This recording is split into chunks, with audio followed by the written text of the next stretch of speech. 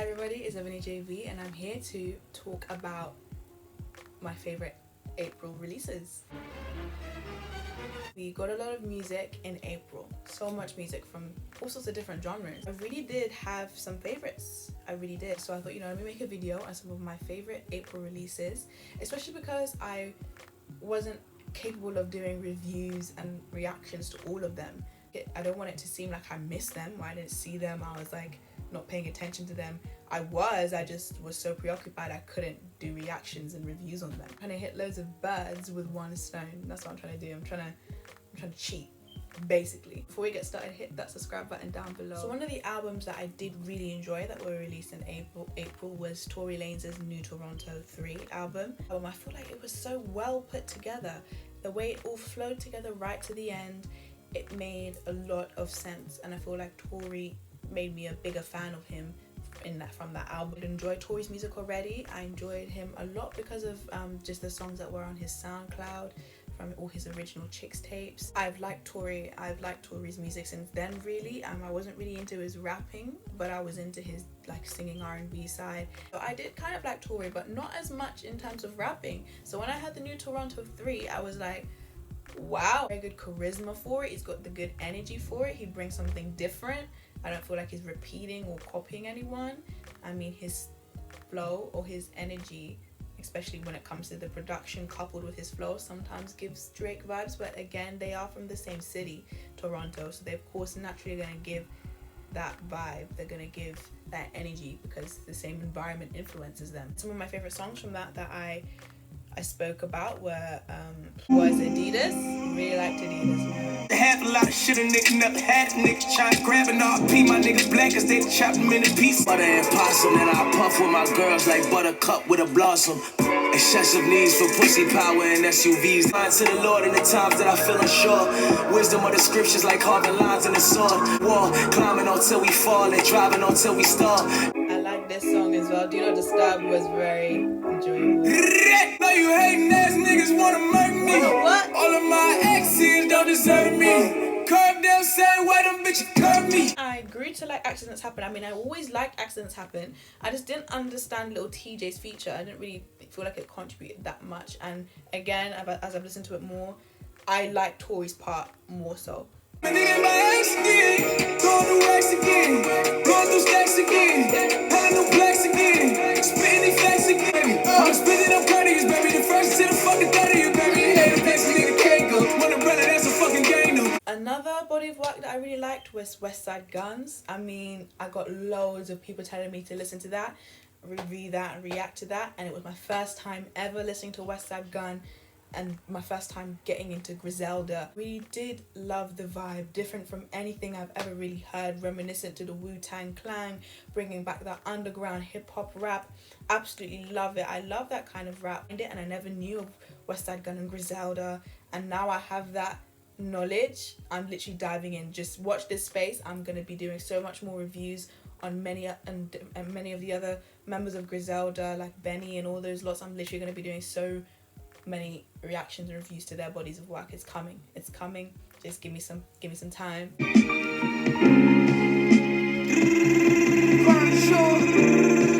the left, I whipped it with the right. 3/4 me got the take fight. Your shit stepped on, get your yay right. I blow your brains out, broad daylight. Gets me every time. Off-white to the ankles, I'm in them places that you can't go.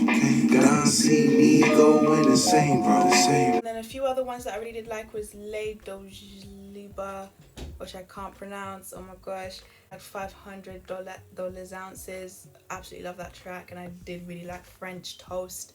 And can't lie, Alice Sent Me I didn't like at first, but Alice Sent Me has grown on me. I think like when I first reacted to this album, because Westside Gunn was so new to me, he's very unique. It really took me aback, his style, and I was really trying to understand it. And I only understood it a little bit, but as I've listened to this album more and more, I've really become accustomed to his style and how unique he is, and I really understand he's just that street rapper with that kind of hood elegance in a way that he can rap over these elegant kind of boom bap beats, but still have that thuggish street message that he's sending across. He comments, so much information thrown at me, which I've just been absorbing about his interest in fighting, and that's why we've got the Sean vs. Flair reference, and then we've got that, I've got information about his interest in style and fashion, which is something I did clock onto when listening to the album, because I realized there was a lot of designer references from Off-White to Balenciaga to this and that. There was a lot of designer references, and I got a sense that, you know, he's a street guy with a street kind of rawness, but he likes to look good, and he's gonna let you know what designer he's wearing, and he's gonna floss, and he's gonna literally stunt on your whole life. And yeah, just overall, Westside Gunn's Pray for Paris was great. I also now understand the Paris concept aspect of the album a bit more now. The idea that he was in Paris, there was a lot of Paris Fashion Week influencing him. The idea that he wanted to create an album that was literally as artful, as artsy as Paris. But when you think of Paris, you do think of this kind of elegance, because it's like the city of love, and we've got the Eiffel Tower, and we've got all these streets with the nice lovely cafes and the croissants and the beauty of everything. You just think of so much elegance of Paris, and I feel like we get that elegance in this album. We get that sense of this guy and his crew being in Paris, bringing their own street rawness into an elegant setting, and they fit, and it works because they're dressed the part, they're wearing that designer, they're looking fashionable, and it also works because these guys are flowing over these elegant, lovely beats.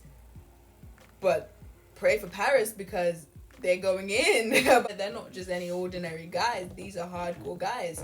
So I really feel like I understood the Paris element now, why it's called Pray for Paris, because these guys are in Paris and they're not ordinary guys. They might look fashionable and look like, you know, they're not gonna blow your brains out in broad daylight, but they are. So watch out and pray for Paris. I also really like Lost Boys' Grand Scheme 1226 album that came out towards the ending. It's come out towards the ending of April. Again, for that hip hop, got some good hip hop this month. And Lost Boys have been around forever, just like, I know, I mean, in this day and age where we're so used to hearing a specific type of rap, blast from the past with like Lost Boys and Westside Gunn and his crew, where they're bringing back that underground hip hop, that kind of blast from the past is always great to have, and I feel like, you know, we got a lot of that this month. Have some fun on these, man, while we working on our other things, you know? Yeah, man. Lifestyles are the rich and shameless, still running through the hood with the stainless. Now, don't get it twisted, cause we famous. Play the street, then we outside. The Lost Boys don't stop. 1, 3, 4, got bruised, hot block. Rap deal when I was young. 21 nappy, had the nigga with the gun from B more to B. You know, right? Hey, listen, right? I just wanna make songs, smoke weed, sip my liquor, hang with chicks and thongs. Money in the pocket, make it. I got to focus on me. Working out on big body, 7'6". Now, another body of work I really appreciated, leaving kind of hip hop and rap and going to R&B, is Divisions. We haven't had stuff from Division in a long time, since 2017's Morning After. And Morning After gave me a few solid tracks, but I feel like it left me a bit bewildered. I wanted a bit more from Morning After, and I feel like he gave me that more that I needed in Amusing Her Feelings. It felt more complete to me, and it just made a lot of sense. We've got some good features. We've got Jesse Reyes, we've got Party, we've got TY. We had some good features. We even had features. No Crying. I mean, No Crying isn't a great track. It's decent. No Crying could have been better, but I mean, the feature is there. We've got Popcorn and So What, and I do like So What. Caribbean dancehall, reggae, and bashment influence vibe a little bit, but So What. And I see flow free, the enemies are pretty, we all. Yeah. And I hope you recognize, Oh. you're the only reason why. Yeah. Ocean, right like a wave on the ocean. I think I'm ready to go right now.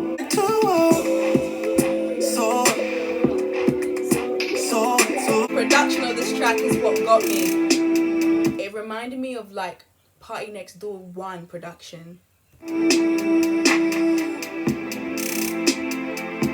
Oh. Cause the way I see it, now your mind stop listening to me. Amusing Her Feelings, great body of work from Division. really showcased his talents, his skills, his vocals, everything. I loved was Thundercat, It Is What It Is. That came out right at the start of April, and Thundercat is a beautiful way of manipulating jazz, making it funky, making it have a hip-hop kind of undercurrent. It's like, wow. Standing next to you, baby girl, how do I look in my do-rag?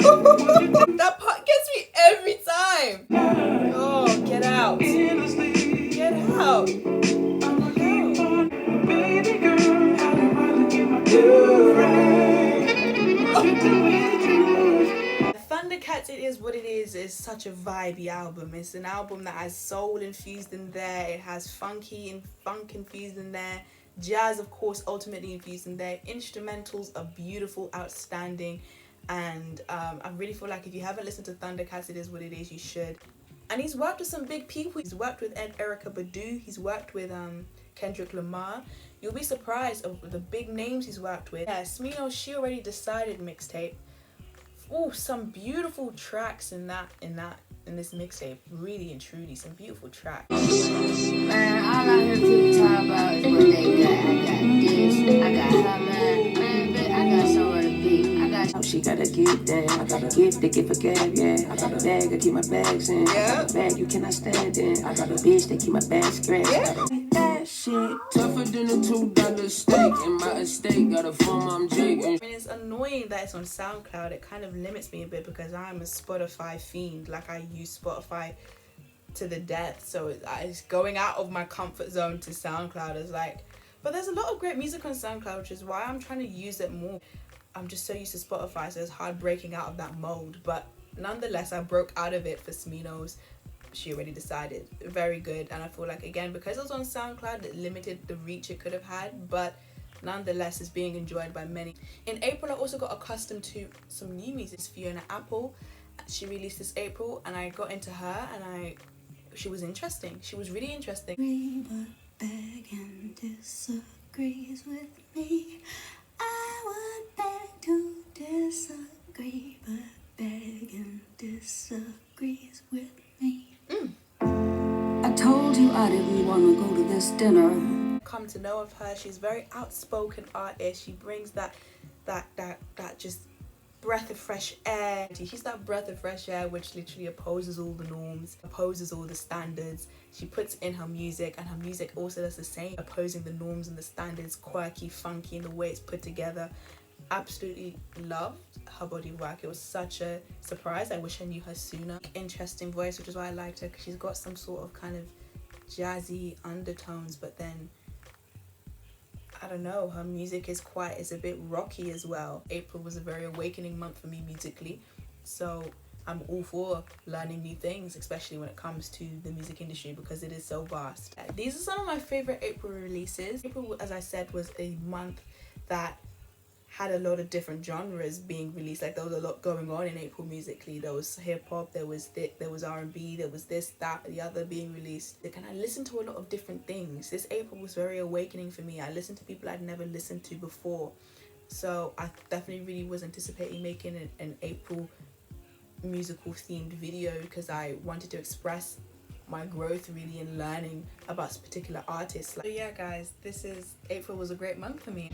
Thank you for watching, and if you did enjoy this video, leave a comment down below. Do not forget to subscribe. I'll see you guys all next time.